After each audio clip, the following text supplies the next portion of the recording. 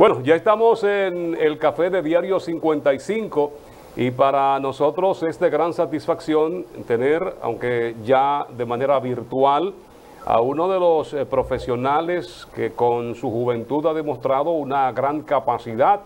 Así lo demostró al frente del Ministerio de Planificación y Economía en el gobierno pasado, en el gobierno de Danilo Medina, hoy miembro del Comité Político del Partido de la Liberación Dominicana y uno de los vicepresidentes, uno que ha estado apostando a esta juventud que viene haciendo un gran aporte. Aquí tenemos a uno de ellos. Buenos días, Juan Ariel Jiménez Núñez. Ahí están los dos apellidos, ¿verdad? Muy buenos días. Feliz de poder compartir en la mañana de este jueves con ustedes.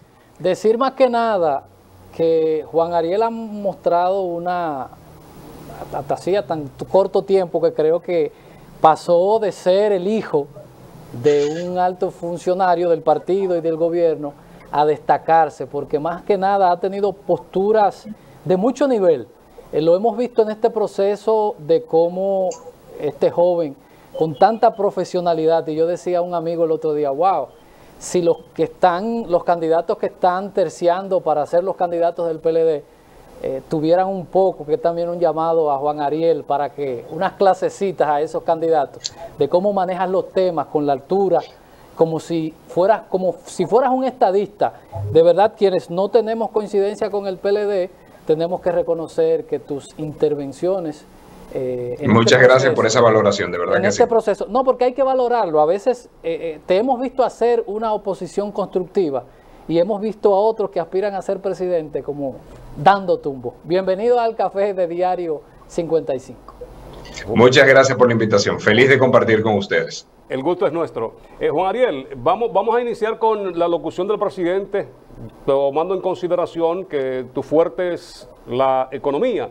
Y ayer la desescalada que anunciaba el presidente de la República llega en un momento oportuno, o la misma presión de la población lo lleva al presidente a tomar estas medidas. Si vemos el plan de desescalada o de flexibilización que se anunció ayer, básicamente es decir, le vamos a estar aumentando 1 hora al toque de queda cada semana, hasta que en un periodo de 2 semanas se unifica en todo el país y se unifican todos los días, tanto de la semana como del fin de semana, un toque de queda que inicia a la 1 de la mañana. Yo tengo que decir varias cosas. Lo primero es que considero que ha sido limitada la visión del gobierno de evitar un mayor contagio del COVID exclusivamente a través de toques de queda.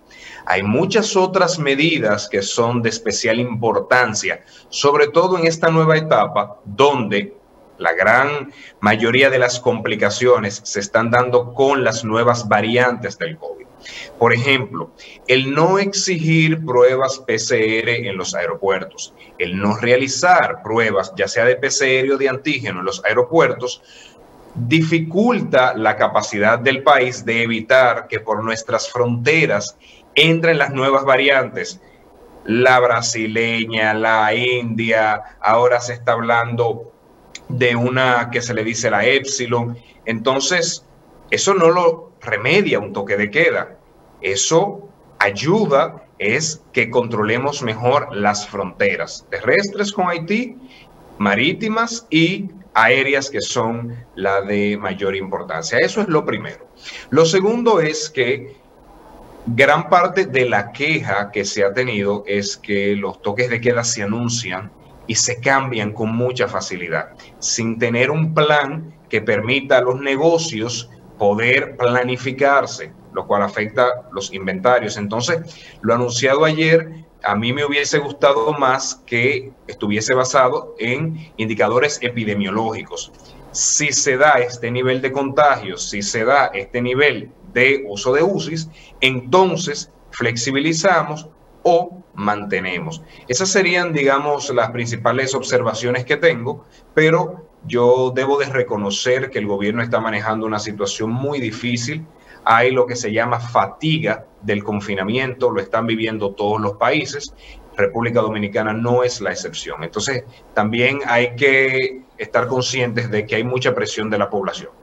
Juan Ariel, una pregunta con relación al cargo que desempeñabas.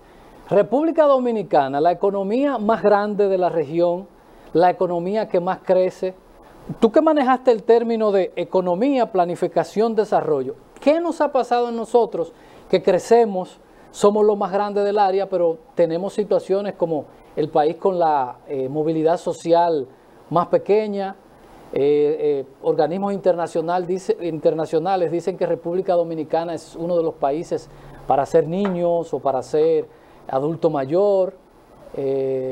Temas de salario, uno de los países con los salarios más bajos. ¿Qué ha pasado con el crecimiento y con el desarrollo humano que en República Dominicana no han ido a la par? Bueno, República Dominicana ha sido el país de mayor crecimiento económico en los últimos 50 años, y lo digo para reconocer que distintos gobiernos, distintos periodos de la historia hemos tenido un alto crecimiento. Los últimos 50 años, crecimiento del PIB cercano al 5%, el mayor de América Latina. Ahora, ha habido periodos en que ese crecimiento no se ha traducido en una mejora en ciertos indicadores. En los últimos 7 años sí que se estaba produciendo, cuando nosotros vemos la caída fuerte de los niveles de pobreza, que bajó de 39.7% en 2012 a casi 20% en el 2019 prepandemia. Si vemos la caída de la pobreza extrema, que bajó de un 15% en 2012 a 3 y algo por ciento en 2019, y eso con un crecimiento de los salarios reales, dígase, del poder de compra que tiene el asalariado dominicano. Sí que se estaba dando una mejoría, claro. Esa mejoría no era suficiente, no era toda la que esperábamos. ¿Y por qué? Porque en República Dominicana hay problemas estructurales que tenemos que corregir, y citaré solo unos cuantos. Por ejemplo, la calidad de los servicios sociales. Hemos sido un país de muy alto crecimiento, pero la calidad de la atención en el sistema de salud no ha ido a la par. Y eso obviamente hace vulnerable a muchas familias que, aunque esté mejorando un poco su situación económica, ante una enfermedad catastrófica, aunque sea prevenible, pues ve erosionar esa mejora en los ingresos que tuvo. Porque, como correctamente decías, no se da tanta movilidad social. Porque lamentablemente tenemos un sistema educativo de baja calidad que no permite a miles de jóvenes de barrios vulnerables de nuestro país, a pesar de trabajar duro, a pesar de ser muy talentosos, poder subir los escalones sociales, porque el sistema educativo no facilita el desarrollo de su talento y que eventualmente ese talento sea reconocido en el mercado laboral. Eso, digamos, para citar dos ejemplos. Juan Ariel, con la generación del tipo de empleo, porque cuando vemos los reportes se generaron tantos empleos y tú entras al detalle, te encuentras que fue banca de lotería, guachimanes, elementos de la economía primaria y si acaso secundaria. Sin embargo, en ese periodo que estaba describiendo, 2012-2019, sí que se dio un aumento sobre todo de los empleos formales. Por primera vez en 2017, el empleo formal fue superior al empleo informal. Obviamente, muy concentrado en el sector servicios, no tanto como nos gustaría a los economistas en el sector industrial, pero sí que se estaba dando una mejora en los indicadores del empleo, medido tanto por productividad como por formalidad. Pero, insisto, todavía se quedaba corto para lo que esperábamos como país, pero eso es indicador de que todavía quedan muchos problemas estructurales que tenemos que trabajar.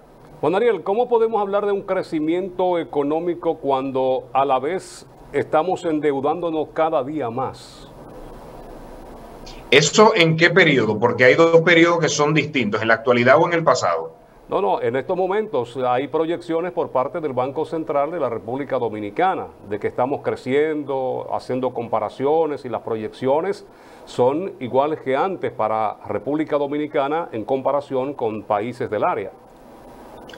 Efectivamente, cuando nosotros vemos las cifras del endeudamiento, podemos ver que solo el gobierno central ha aumentado más de 9.000 millones de dólares su endeudamiento total interno y externo en los últimos 10 meses. Primero, reconocer que es normal que en un periodo donde la economía está rezagada, pues se recurra a los déficits fiscales para poder evitar, digamos, un debilitamiento mayor de la economía. Y eso está pasando en todo el mundo. Todos los países están teniendo déficits fiscales y está aumentando el endeudamiento.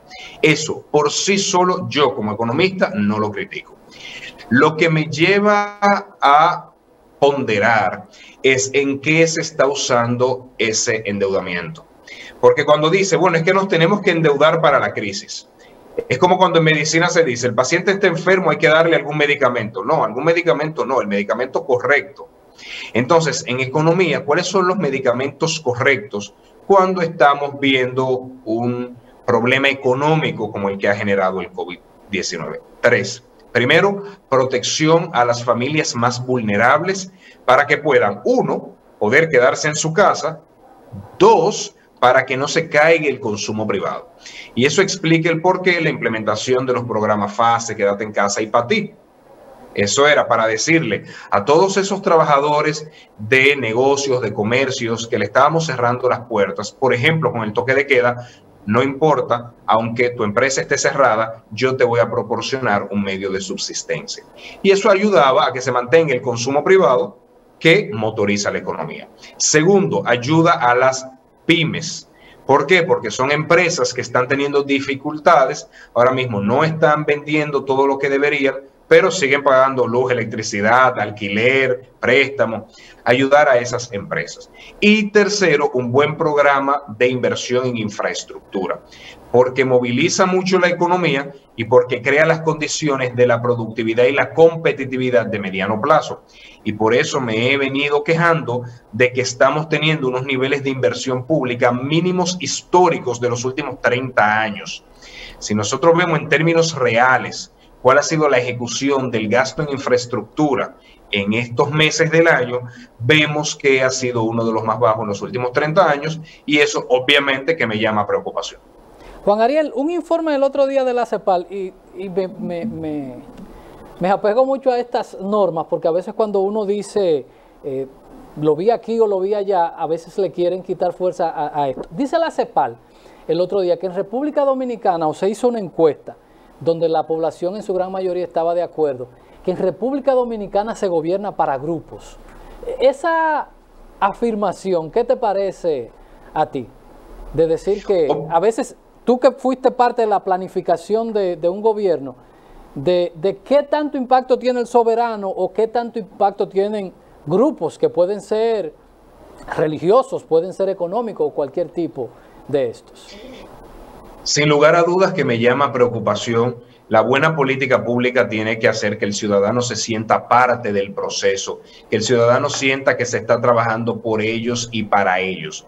Entonces, si la ciudadanía no se siente, aunque los que estábamos o los que están en el gobierno piensen que se está trabajando con la ciudadanía, si ellos no se sienten incluidos, no se está logrando lo que deberíamos. Entonces es una buena observación de que no es solamente hacer lo correcto, sino incluir a la ciudadanía, a la población, a todos esos grupos en los barrios, en los campos de nuestro país, que de hecho muchas veces saben mejor que nosotros, los técnicos, los políticos, cuáles son las soluciones que hay que darle a sus problemas. Entonces yo creo que es un llamado de atención a que tenemos que cambiar la forma en que hacemos políticas públicas en nuestro país. Así es, yo estoy totalmente de acuerdo y me querían en un grupo triturar y yo ponía como ejemplo el caso que estamos viviendo ahora con el código. Yo decía, pero si los líderes, los tres principales líderes de este país, Leonel Fernández, Danilo Medina y Luis Abinader, están de acuerdo, qué sé yo, con las tres causales, ¿por qué la postura de estas personas que son parte del liderazgo nacional, esta postura es derrotada por una postura religiosa? Entonces diríamos, no estamos en democracia, estamos en una teocracia, porque no se impone lo que conviene o lo que el liderazgo político entiende, sino lo que entienden las iglesias. Y lo mismo pasa en el aspecto económico. En ese caso en particular, pues obviamente que necesitamos un diálogo abierto, inclusivo. Hay muchos grupos de esta sociedad que tienen cosas que decir y yo creo que la democracia se fortalece en la medida en que todos dialogamos en el marco del respeto. Este diálogo tiene que ser político, porque son los partidos políticos los mediadores del diálogo público, pero también tiene que ser social. Entonces, sí que considero que no se puede ir a los extremos. Uno, de ignorar a los partidos políticos, pero tampoco de limitar la discusión en el marco de los partidos políticos. Así es. Juan Ariel, permítanos ir a la publicidad para entonces continuar con este importante conversatorio. Esto es lo que nosotros necesitamos en República Dominicana, muchas mesas de trabajo, de intercambiar, porque al final no es, como decía Juan Ariel, cómo tú entiendas que estás haciendo las cosas, sino como el receptor, el ciudadano, el beneficiario la ve, cómo le impacta ese tipo de cosas. Vamos a la publicidad y volvemos con Juan Ariel Jiménez, que es miembro del Comité Político, vicepresidente del PLD, pero también el exministro de Planificación, Economía y Desarrollo, que estará conversando con nosotros después de la pausa.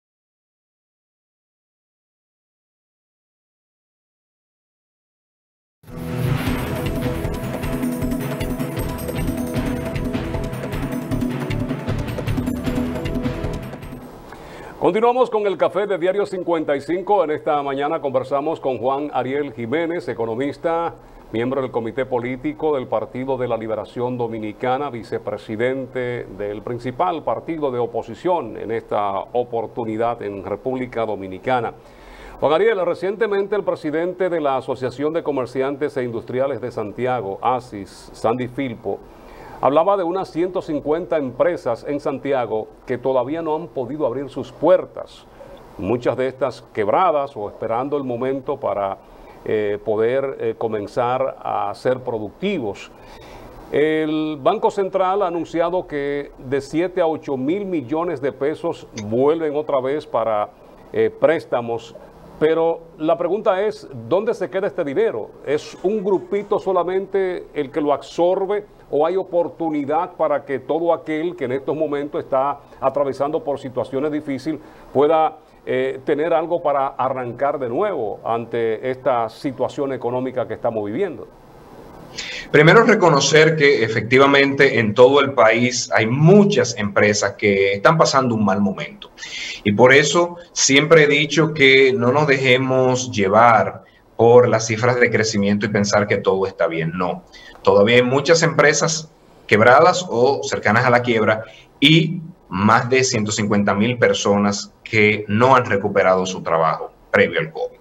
Entonces, digamos que es un llamado de atención de que todavía no ha pasado el efecto económico del COVID-19. En cuanto a las medidas del Banco Central, tenemos que saber que el Banco Central no hace préstamos directamente, sino que facilita recursos para que la banca preste más, y es a la banca a la que le corresponde decidir a quién le presta y quién no. Entonces, el año pasado, los recursos liberados por el Banco Central en su mayor parte o en una buena parte fueron utilizados para refinanciar deuda vieja. O sea, para una deuda que alguien tenía, digamos, a un 15%, bajarla a un 10, a un 8%. Entonces, sí que tenemos un reto de cómo hacer llegar mucho más préstamos a las micro, pequeñas y medianas empresas. ¿Por qué? Porque la banca tradicionalmente no le presta tanto a este segmento. Y aunque el Banco Central ponga a disposición recursos, no son clientes habituales de la banca. Por eso es que faltan muchos elementos, faltan fondos de garantía que permitan que esas empresas accedan a mejores y mayores recursos. Falta factoring, falta leasing. Entonces sí que hay que ser más creativos para poder ayudar a ese grupo de empresas, porque la política monetaria tradicional por sí sola, dígase, tirar más recursos a la calle, bajar las tasas de interés, no va a ayudar a estas empresas en todo lo que necesitan.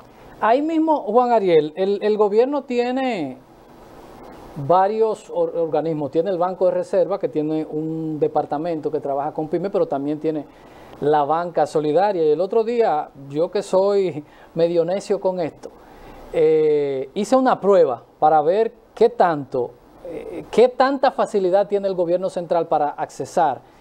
Y esto es imposible.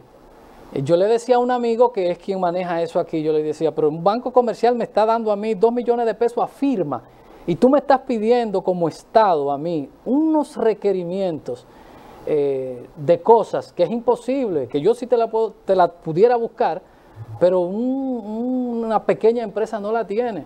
Tenemos que flexibilizar un poco esto para que lleguen, buscar otras vías, o qué entiendes tú debe ser el camino correcto, porque también tenemos un código monetario y financiero que no es candado, eso tiene más combinaciones y cosas que una caja fuerte que imposibilita que lleguen esos recursos. Sí, tenemos que flexibilizar, se necesitan flexibilizaciones, digamos, en general, y se necesitan algunas para este momento en particular. Desde antes del COVID-19, los micro, pequeños y medianos empresarios no estaban accediendo a todos los recursos que necesitaban. Y eso indica que había cosas que faltaban y que necesitamos flexibilizar y necesitábamos desarrollar nuevos instrumentos, insisto, en el fondo de garantía para mejorar ese acceso. Y tenemos, obviamente, que tomar medidas para este momento en particular, que es el COVID-19. O sea que necesitamos ambas cosas, porque coincido con tu evaluación de que a veces decimos, es que hay 2.000 millones de pesos. Sí, pero con una dificultad tremenda para poder sacar un préstamo de algunos miles. Entonces tenemos que facilitar que las personas accedan a esos recursos. Juan Ariel, sí, bueno, dele. Con relación, yo siempre he tenido como una queja con el Ministerio de Planificación, Economía y Desarrollo, de la visión que se tiene, que yo entiendo que quienes han manejado eso, incluyéndote, que es lo que uno ve desde afuera, se han enfocado más en el tema económico. Y tal vez porque no se ve o no se publicita tanto. El tema planificación y desarrollo ha quedado de un lado, o es una visión errada que yo tengo con relación a eso, o tú entiendes que qué se debe mejorar para nosotros en ese ministerio, para nosotros más encauzar y crear planes decenales, quinquenales de desarrollo, porque a veces siento que vamos dando tumbos en la República Dominicana. ¿Mi visión es incorrecta o tú que pasaste por ahí, qué opinión te merece ese ministerio? ¿Hay que reenfocarlo o no hay que reenfocarlo? Sí, yo coincido. A ver, sí que se hacen muchas cosas en materia de planificación que las personas no se dan cuenta porque es mucho el manejo del gobierno. Las planificaciones estratégicas institucionales, los programas operativos anuales, los planes quinquenales. O sea, sí que hay mucho trabajo de planificación, pero esa planificación que se hace, digamos, de escritorio, muchas veces no era correspondida con el día a día de las distintas entidades del gobierno. Ahí debo reconocer, hacer un mea culpa, de que tenemos que ver cómo toda esa planificación que se hacía se quedaba guardada y luego el día a día tenía otros resultados. Entonces, digamos que coincido en que hay que fortalecer los mecanismos de planificación. Me hubiese gustado implementar muchas ideas que tenía, pero lamentablemente entre el poco tiempo y el COVID no fue posible, pero yo creo que se está trabajando en eso y debo reconocer que las actuales autoridades del MEPID tienen ese deseo y están trabajando en ello. Hay que reconocer también cuando el gobierno hace las cosas. Y hay que felicitarte a ti por esa postura, porque eso te voy a meter en un lío, porque no hay cosa más celosa que un político. Felicitarte porque a tu corta edad tienes porte y estatura de estadista, que mucha gente que está aspirando no tiene. Eso es lo que necesitamos, políticos con capacidad de debatir temas.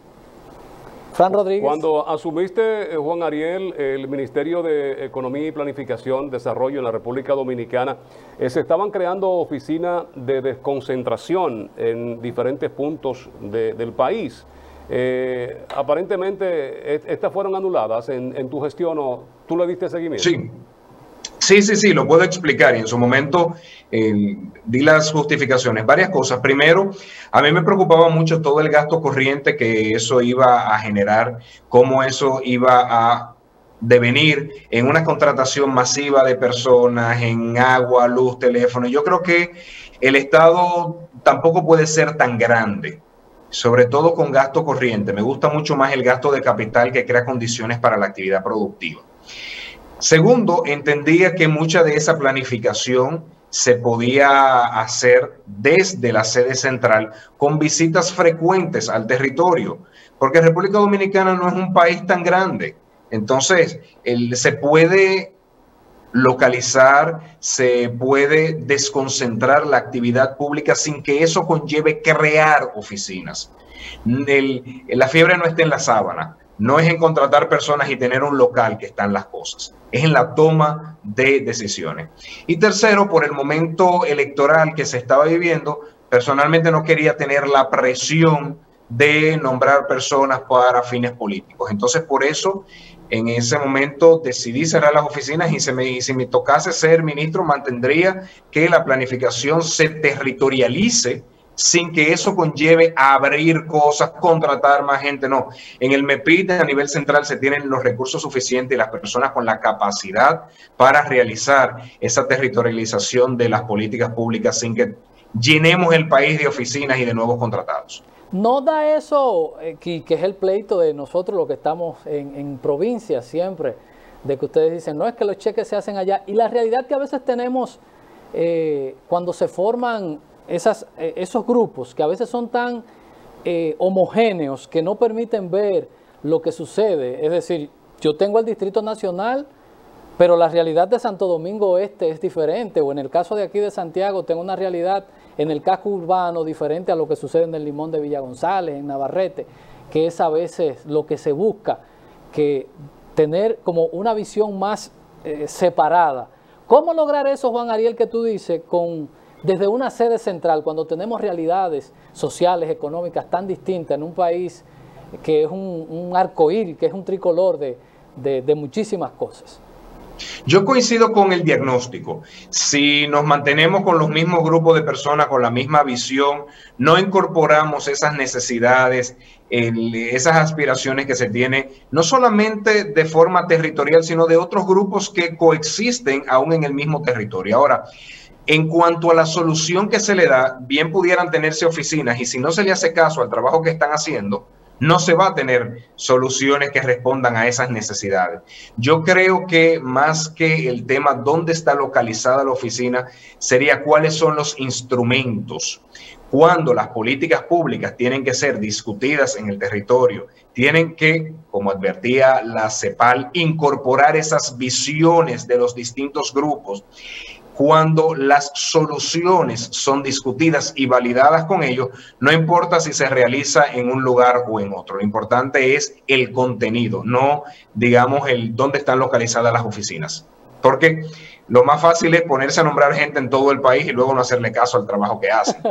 Versus a través de visitas, a través de un diálogo constante, escucharlos, incorporarlos en el diagnóstico, en la solución y en la implementación, y con eso pues se puede llegar a respuestas efectivas y no a un aumento desproporcionado del gasto corriente. En un país, Juan Ariel, tú que pasaste por el Estado, yo que no he pasado, pero he estudiado mucho la estructura porque pasé por una formación de un país tan complicado que tiene, aunque es un territorio unitario, tiene cierto esquema de como si fuéramos un territorio federado, con alcaldes, con gobernadores y con una estructura que a veces no hay forma de que tú puedas desarrollar una política pública por ese esquema que tenemos tan extraño de que sí, pero el alcalde no cooperó o el gobernador no cree en eso y todo este tipo de cosas.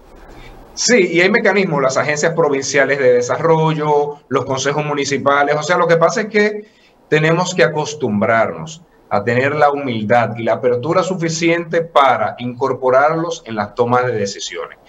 Yo sé que es muy tentador uno llegar a un cargo, pensar que se las sabe todas, empezar a decidir cosas y que todo el mundo se ajuste a lo que yo digo. Requiere humildad, requiere paciencia, pero siempre da mejores resultados gobernar, escuchando a los demás e incorporando a los demás en sus propias soluciones. Con tu anuencia, Juan Ariel, vamos a recibir a Xiomara que nos añoña cada mañana, Así nos consiente con el Café Santo Domingo. Café Santo Domingo, sabor que empieza en el aroma. Café Santo Domingo. Usted sabe que los políticos y los militares no nos gusta que nos alaben, porque eso más que resaltar cosas nos mete en problemas, porque tanto en las Fuerzas Armadas y los cuerpos castrenses, el resaltar las condiciones de personas busca problemas. Y por eso sí, muchos celos le dicen, oye, no me defiendan, no me alabe, pero hay que reconocer que Juan Ariel de verdad, hasta quienes militamos en otro partido político, tenemos que reconocer que cuando usted escucha la postura, siento en él un estadista, un profesional con una visión de lo que es el Estado, de lo que debe ser la administración pública. Le estoy haciendo un daño terrible, pero hay que reconocerlo. Ahorita lo sientan en la fila de atrás porque está brillando mucho y la luz a veces hace daño. Publicidad y continuamos después de la pausa con Juan Ariel Jiménez, que es nuestro contertulio del día de hoy.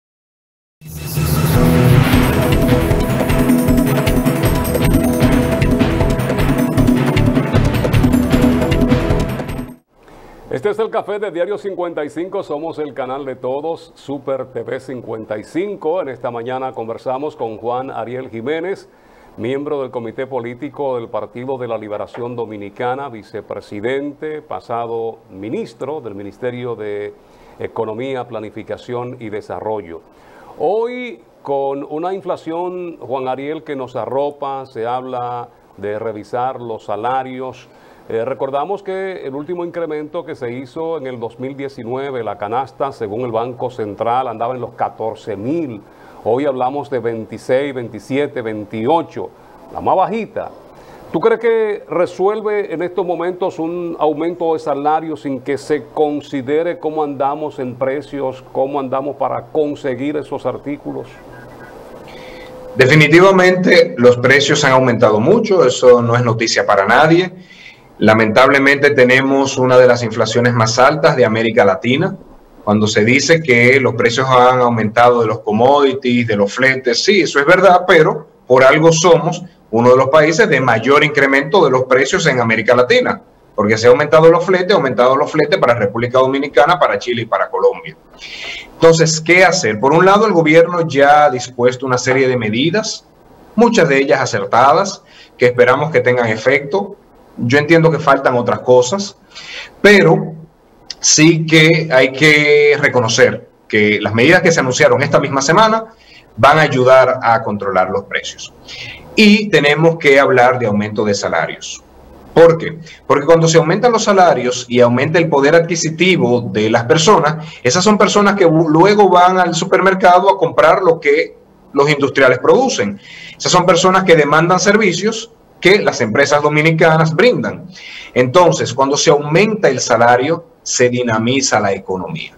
Y además que tenemos que priorizar la estabilidad social.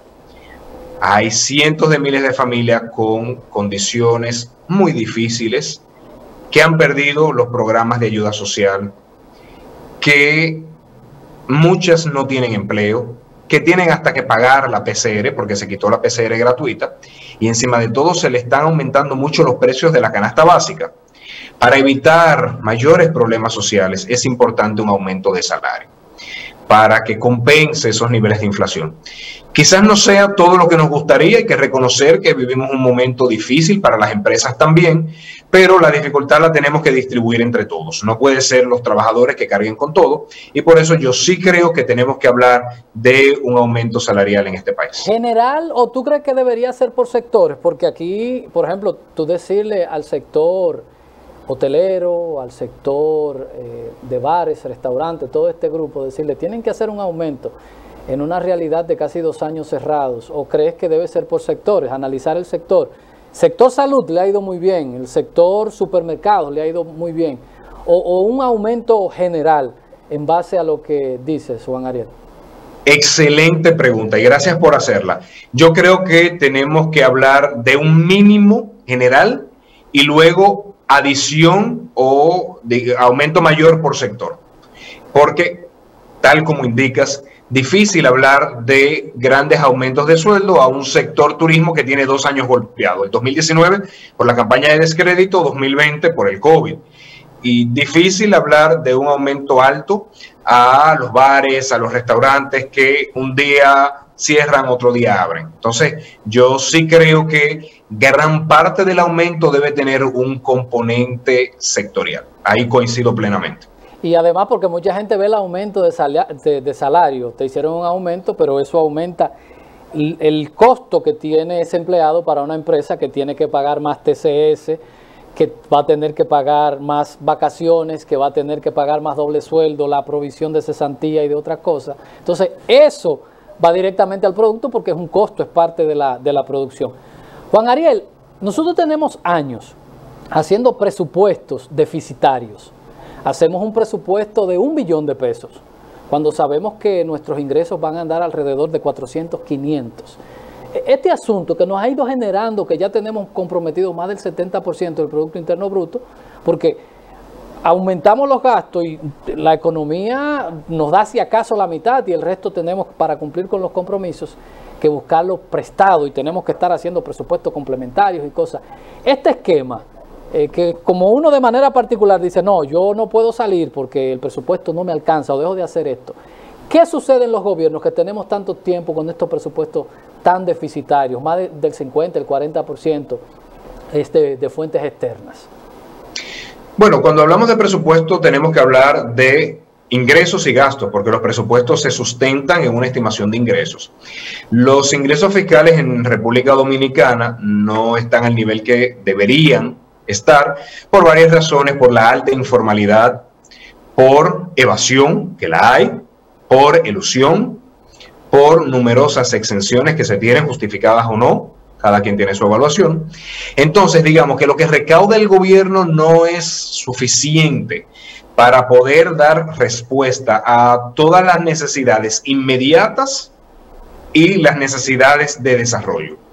Inmediatas como pagar los salarios de los profesores, los médicos, las transferencias de los programas de ayuda social, y las necesidades de desarrollo, invertir en infraestructura, invertir en programas para mejoras de capital humano.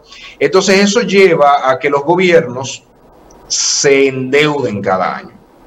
El tema está en que si esa deuda se utiliza en inversiones que van a mejorar el crecimiento económico, y ese crecimiento económico en el futuro permitirá repagar esa misma deuda, pues entonces es un endeudamiento justificado, como una empresa. ¿Para qué se está endeudando? Para comprar una maquinaria que le permitirá vender más y ese aumento en las ventas va a repagar el préstamo. Bueno, pues en ese caso se justifica. Con los gobiernos se usa una lógica similar, no igual, pero similar. En un país donde el 87% ¿sí? es gasto corriente, es difícil. ¿Cómo? En un país donde el gasto corriente alcanza el 87, 86%, 85%, es difícil. Sí, preocupa el alto nivel de gasto corriente, lo tengo que reconocer, explicado por muchas cosas. Y debo decir que gran parte del gasto corriente, una parte importante, se debe al subsidio eléctrico. El mismo presidente Abinader, en el discurso de la firma del pacto eléctrico, dijo que la mitad del endeudamiento pasado se debía al déficit del sector eléctrico. Entonces, sí que hay problemas estructurales que resolver, pero vamos a entrar en el sector eléctrico. Si se tiene un endeudamiento para invertir en las redes de transmisión y eso va a llevar a un menor déficit en el futuro, pues ese es un endeudamiento sano. Siempre al hablar de endeudamiento, al hablar del déficit, tenemos que ver la calidad del gasto. Juan Ariel, el tema salario, que nosotros y aprovechamos y enviamos un saludo aquí a Ramón, desde aquí a Ramón Ventura Camejo, que era el pleito que decíamos, una nueva ley de salarios, y tú te encuentras en una institución que un ministro gana 700,000, pero tú tienes una secretaria que gana 8,000 pesos. Ese desfase que hay en el gobierno con el tema salario, un gerente que gana 300, 400,000 y su secretaria al mismo tiempo gana 10,000 pesos o tal vez el mínimo, ¿qué podríamos hacer por ahí? Aquí hay gente que gana más hasta que el presidente. Sí, varias cosas. El tema salario se ha ido regulando en el gobierno central. Todos los ministros ganan igual. Los viceministros ganan muy similar. Pero todavía hay un gran reto en las instituciones descentralizadas y autónomas, que tienen niveles salariales que, tal como indicas, muchas veces superan el del presidente. Estamos hablando de Banco Central, superintendencias, direcciones generales, empresas del sector eléctrico.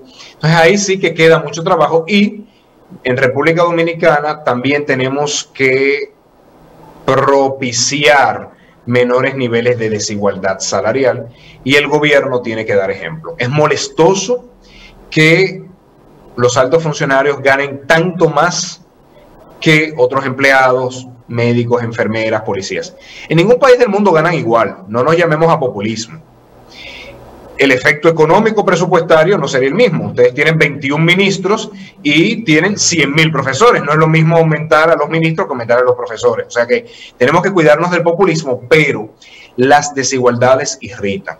Y como el gobierno tiene que ser un promotor de la igualdad, en ese mismo sentido tiene que ser ejemplo de menores niveles de desigualdad, por ejemplo, en los niveles salariales del gobierno. Así es. Vamos a ir a la pausa.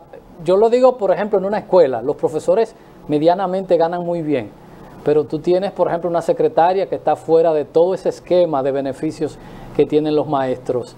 lo mismo los porteros, el personal soporte versus lo que gana un maestro es la brecha que hay es demasiado amplia.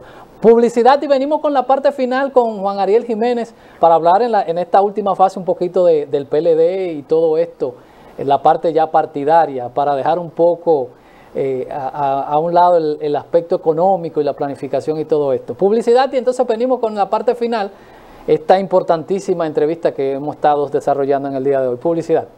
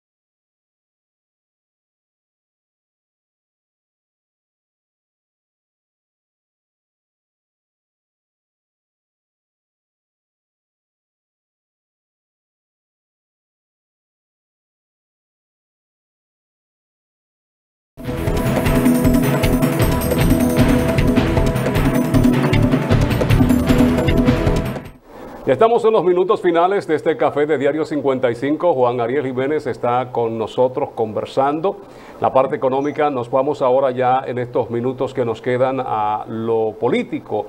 Recientemente el Tribunal Superior Administrativo, una decisión, el Partido de la Liberación Dominicana, a través de su secretario general, ha dicho que van a recurrir ante el máximo tribunal, el Constitucional. Hemos escuchado a Reinaldo Pared, a Abel Martínez, Carlos Amarante, Baret, entre otros, hablar de que dejen eso así. La opinión de Juan Ariel. Bueno, mi opinión yo la voy a dar en aproximadamente 1 hora y media en el comité político. Ajá. Nosotros hoy nos vamos a reunir ese será uno de los temas de agenda. Entonces yo sí que aquí voy a pedir su anuencia para darle mi opinión después que le expresen el comité político. ¿Y por qué? Porque yo creo que tenemos que evitar la tentación cuando se está en un organismo como el comité político de opinar por fuera. Yo sé que hay personas con mucha agudeza política, con muy buena visión, pero siempre seré partidario de usar los mecanismos institucionales primero. Y como voy a abogar por eso, pues tengo que ser ejemplo de ello. Y mi opinión en la tarde de hoy o cualquier otro día se la puedo dar, pero todavía necesito darla primero allá. Esa siempre fue la grandeza del PLD, que decían la ropa sucia se lava en casa. Y era la crítica que el mismo PLD nos hacíamos al PRD, de decir, no, es que ellos se matan afuera entonces era la grandeza del PLD. Y qué bueno que han vuelto a esto, porque los organismos deben ser espacios democráticos donde la gente vaya y se exprese. Los partidos no pueden ser club de amigos donde la gente promueve esto. La perspectiva, Juan Ariel, del PLD en muchas situaciones, un partido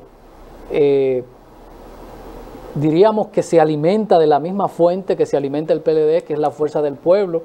Vimos un proceso muy parecido, PRD-PRM, donde la gente migró de un lugar a otro, a la casa nueva, como se llamaba, la casa vieja.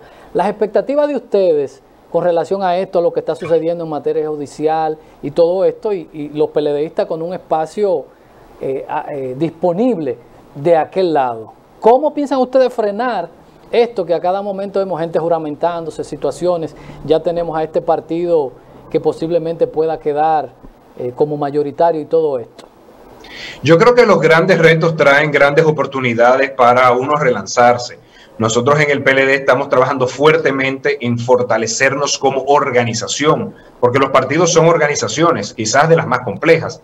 Entonces estamos haciendo ese trabajo de carpintería, pueblo a pueblo, reorganizando nuestra dirigencia, fortaleciendo los mecanismos administrativos, financieros, mejorando nuestra estrategia de comunicación y dando paso a tantas personas nuevas que estaban en nuestras filas y quizás no le dimos la oportunidad de brillar como deberían. Entonces yo creo que estamos en un momento sumamente interesante. No son tanto los compañeros que se han ido de nuestras filas, es más un efecto mediático. Siempre tendrán las puertas abiertas, siempre será su casa, pero por cada compañero que decide hacer causa aparte, tenemos que decir que también hay muchos otros con mucho talento que están esperando una oportunidad. O sea que todo desafío es también un espacio para crecernos. Y el PLD se ha crecido en los momentos difíciles. Se ha crecido en la oposición, se ha crecido en la reducción de cantidad de miembros. O sea que yo creo que si hacemos las cosas que tenemos que hacer, si reconectamos con la sociedad, si hacemos una renovación que no solamente sea de caras, sino de ideas, sino de métodos, aunque también tiene que ser de caras, pues yo creo que lo mejor del PLD fácilmente que está por venir. Juan Ariel, muchísimas gracias por haber estado con nosotros. Tú deberías hacerte un grupito con los candidatos que aspiran a la presidencia y un grupito para que ellos te consulten a veces, porque de verdad cuando uno ve a algunos candidatos, a personas que uno quiere y respeta, tirando patadas voladoras, es complicado.